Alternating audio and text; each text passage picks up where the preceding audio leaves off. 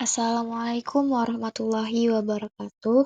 Perkenalkan, saya Hasanah, mahasiswa Universitas Mula Warman. Pada kesempatan ini, saya berkesempatan mewawancarai Kepala Sekolah TK Islam Al-Azhar 46 Samarinda dengan Ibu Dwi Hidayanti, serta Guru TK Islam Al-Azhar 46 Samarinda dengan Ibu Fajar Eriza Rikasari. Dalam wawancara ini, kami akan mendengarkan penjelasan mereka tentang bagaimana filosofi Ki Hajar Dewantara dan metode Montessori diintegrasikan dalam kurikulum sekolah. Pendidikan anak usia dini adalah pondasi masa depan. TK Al-Azhar 46 Samarinda hadir dengan kurikulum terpadu, berakar dari sejarah panjang Al-Azhar, menggunakan metode bermain sambil belajar, dan berlandaskan filosofi setiap anak adalah cahaya harapan. Perkenalkan, saya Andi Miftahul Jannah akan mengajak Anda untuk melihat wawancara di TK Al-Azhar 46 Samarinda.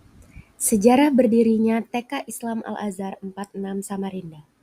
Ibu Dwi selaku kepala sekolah menjawab, TK Islam Al-Azhar 46 Samarinda berdiri tahun 2013 bersamaan dengan SD Islam Al-Azhar 47. Awalnya, yayasan fokus pada kegiatan keagamaan, lalu beralih ke pendidikan. Setelah studi banding ke Jakarta dan kerja sama dengan Yayasan Pesantren Islam Al-Azhar, sekolah resmi berdiri dengan nomor urut 46 secara nasional. Bagaimana pendekatan pembelajaran khas Al-Azhar dipadukan dengan kurikulum nasional? Ibu Dwi menjawab, TK Al-Azhar Samarinda menggunakan kurikulum khas Al-Azhar yang dipadukan dengan kurikulum nasional. Kurikulum Al-Azhar menekankan pada adab, misalnya adab salam, adab kepada orang tua, guru, dan lingkungan, serta hafalan Al-Quran. Pada awal tahun ajaran, fokus utama adalah membentuk adab selama 3 bulan pertama sebelum masuk ke materi akademik. Implementasi adab dilaporkan kepada orang tua dalam bentuk rapor perkembangan anak. Selain 6 aspek perkembangan anak, motorik, bahasa, sosial, dan lain-lain, laporan juga mencakup pencapaian adab. Prinsip yang dipegang adalah adab lebih tinggi daripada ilmu. Mengapa pendidikan anak usia dini berbasis Islam dianggap penting bagi masyarakat Samarinda? Ibu Dwi menjawab, pendidikan berbasis Islam dianggap sangat penting karena kondisi anak-anak zaman sekarang menghadapi tantangan moral dan karakter.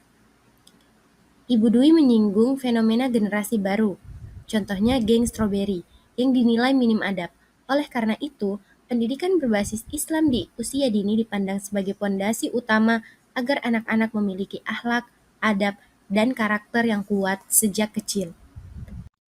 Menjawab pertanyaan mengenai integrasi filosofi pendidikan, Kepala Sekolah TK Islam Al-Azhar 46 Samarinda, Ibu Dwi menyampaikan bahwa kurikulum di sekolah ini dirancang untuk menyeimbangkan nilai-nilai Islam dengan pendekatan pendidikan modern. Menurut beliau, filosofi Ki Hajar Dewantara menjadi landasan penting dalam proses pembelajaran. Anak-anak tidak dipandang sebagai kertas kosong, melainkan sebagai individu yang sudah memiliki bakat dan potensi alami. Tugas pendidik adalah mengarahkan potensi tersebut dengan bijak, sesuai dengan perkembangan zaman. Ibu Dwi memberikan analogi sederhana seperti menanam padi, cara menanamnya harus menyesuaikan kondisi dan teknologi masa kini. Untuk mendukung hal tersebut, sekolah juga menerapkan metode Montessori, terutama di kelompok bermain. Dengan pendekatan ini, anak-anak dilatih mengembangkan motorik halus dan kasar melalui aktivitas yang sesuai dengan tahap perkembangan mereka. Anak diberi kesempatan untuk bereksplorasi, memilih kegiatan, dan belajar mandiri dalam suasana yang menyenangkan. Hal ini membuat mereka lebih siap menghadapi jenjang pendidikan berikutnya. Selain itu, Ibu Dwi menegaskan bahwa kurikulum TK Islam Al-Azhar 46 Samarinda tetap berlandaskan Al-Quran dan Hadis sebagai acuan utama. Filosofi Ki Hajar Dewantara dan metode Montessori hadir sebagai penguat sehingga anak-anak tidak hanya mampu menjadi pribadi yang beriman dan berakhlak, tetapi juga mampu menyesuaikan diri dengan perkembangan zaman. Dengan pendekatan yang terpadu ini, sekolah berharap dapat melahirkan generasi yang cerdas, berkarakter, dan siap menghadapi tantangan masa depan. Kepala Sekolah TK Islam Al-Azhar 46 Samarinda, Ibu Dwi menegaskan bahwa kurikulum sekolah berlandaskan Al-Quran dan Hadis sebagai acuan utama. Filosofi Ki Hajar Dewantara dan metode Montessori diintegrasikan untuk memperkuat pembelajaran dengan pandangan bahwa anak bukanlah kertas kosong, melainkan individu yang memiliki bakat alami yang perlu diarahkan sesuai perkembangan zaman. Pendekatan ini membantu anak-anak mengembangkan motorik, karakter, serta kemampuan beradaptasi, sehingga mereka tidak hanya tumbuh menjadi pribadi yang beriman dan berakhlak, tetapi juga cerdas, berkarakter, dan siap menghadapi tantangan masa depan.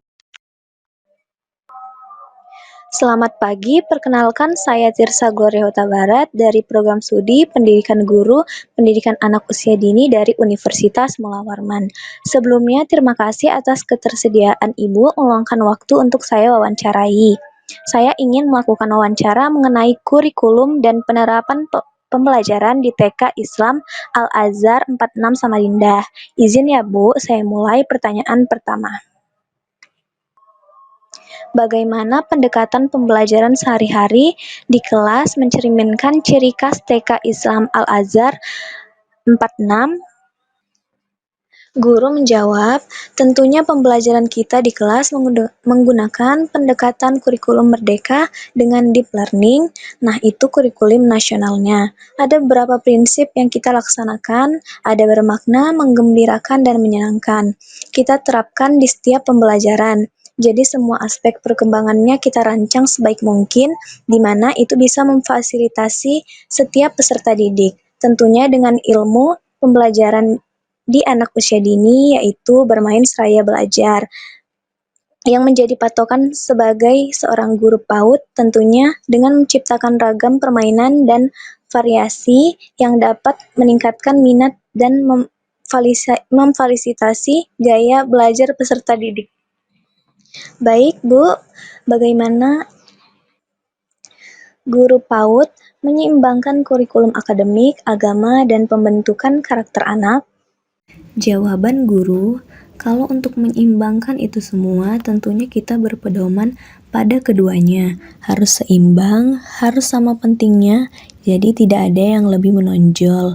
Harus berkesinambungan, yang dimana itu tadi, pembelajaran nilai agama dan moral. Tentunya sangat berkaitan dengan karakter, yang dimana kalau berbicara dengan lembut sesuai dengan ajaran Nabi Muhammad, tentunya karakternya yaitu berbudi pekerti luhur. Ada juga karakter cinta terhadap lingkungan seperti membersihkan makanan setelah ia makan.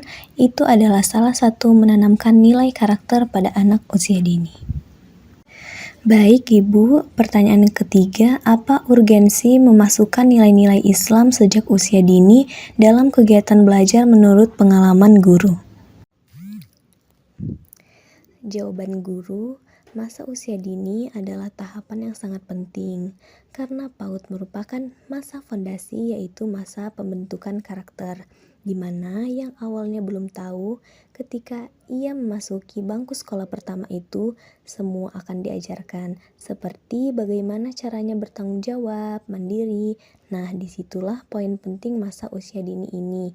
Untuk menanamkan nilai-nilai karakter tersebut, kita sebagai guru sebaiknya menjadi pedoman utama untuk menanamkan nilai-nilai kepada peserta didik, yaitu dengan cara pembiasaan, karena dengan suatu pembiasaan yang terus-menerus akan menjadi suatu kebiasaan. Baik Ibu, pertanyaan keempat, bagaimana penerapan filosofi Ki Hajar Dewantara dan Montessori dalam aktivitas kelas? Jawaban guru, kalau penerapan Ki Hajar Dewantara yang saya tahu itu, guru sebagai teladan, tentunya memang harus kita terapkan di kelas, ya baik dalam berbicara maupun perilaku, karena guru adalah model, role on atau contoh bagi peserta didik. Jadi menjaga perilaku ataupun perkataannya. Kemampuan peserta didik ini memang dipengaruhi oleh gurunya, jadi sebagai guru harus mempunyai dan memahami karakter anak usia dini tersebut. Baik Ibu, Pertanyaan terakhir, metode pembelajaran apa yang paling sering digunakan dan bagaimana bermain sambil belajar diterapkan secara praktis? Jawaban guru, kalau metode permainan yang ada di sini, metode pembelajarannya yang sering kita lakukan di kelas adalah metode berbasis proyek, yang dimana siswa diberikan suatu tema yaitu literasi baik berupa video pembelajaran untuk mengembangkan gagasan peserta didik. Selanjutnya, kita mengajak siswa untuk berdiskusi tentang proyek, apa yang mau kita buat, dan diskusi yang aktif ini akan muncul ide-ide baru. Ide-ide itulah yang akan dijadikan sebagai pembelajaran berikutnya.